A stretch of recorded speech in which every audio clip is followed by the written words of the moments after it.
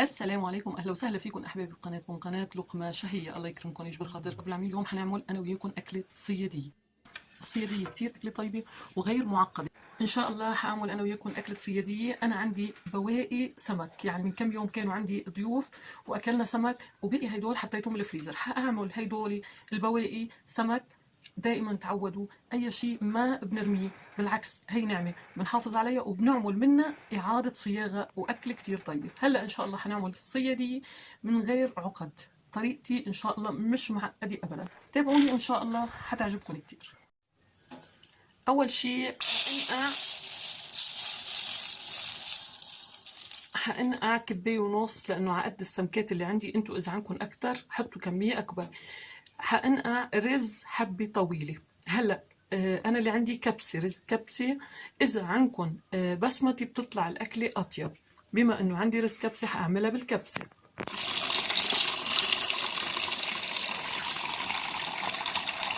حبيبي بفرم 3 بصلات وسط. بدي فصفص السمك واخد اللحم تاعه للتزيين، والباقي بدي احطه مع الحسك بقلب الطنجرة. هيك فصلنا اللحم عن الحسك بالسمك.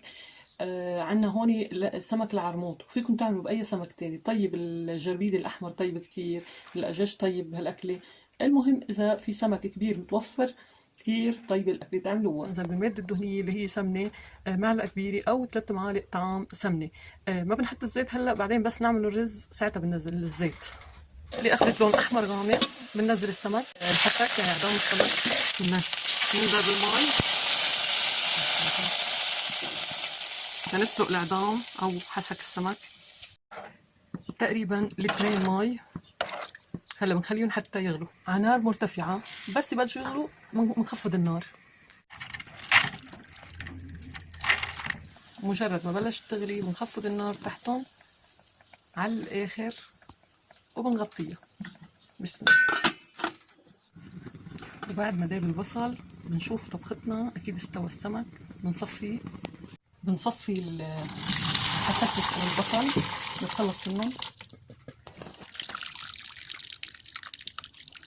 هدولي للكب، هدول بنرميهم بنفس الطنجرة مشان ما نوسخ طناجر. بنحط معلقة زيت نباتي وبننزل نصفى بعد ما تخليه. بنحط الرز بالزيت يتغلى، بعدين بننزل عليه مية السمك.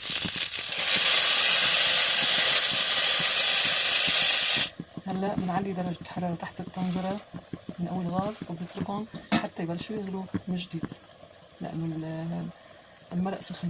بنحط معلقة ملح صغيرة. ليه بدي راعي إنه السمك اللي استعملته كان مقلي من قبل وكان مملح من قبل. انتوا إذا كان السمك ني حطوا الملح وذوقوا. بنخفض النار بس بلش يغلي المرق. بنخفض النار على الآخر وبنغطي الطنجرة. بننزل معلقتين سمنة بمقلى، معلقتين هرمية طحين،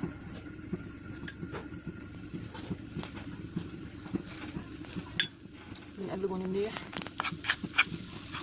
مثل البشاميل حتى يشقروا شوي.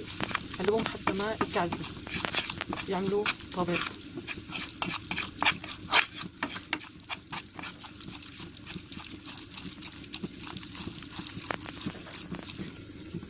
ننزل بباقي مرق السمك اللي بقي، يعني تقريبا مقدار كوبايتين لكل معلقة طحين. مثل البشاميل برجع بقول كوباية مرق مع تقليب مستمر. هيدا الصوص اللي حعمله حد الصيادية ان شاء الله. فيكم تعملوا تراتور اللي هو طحينة مع حامض وملح وزيت، واذا اللي بحب يحمون واللي بحب يحط بقدونس كمان، بس انا بحب هيدا الصوص اكثر شوي. لكن هي معلقة طحين ومعلقة سمنة او زبدة بنحط كباية مرق سمك. هيك بدي هيدا القوام. شفتوا هيدا القوام. معلقة ملح صغيرة مع التقليب المستمر.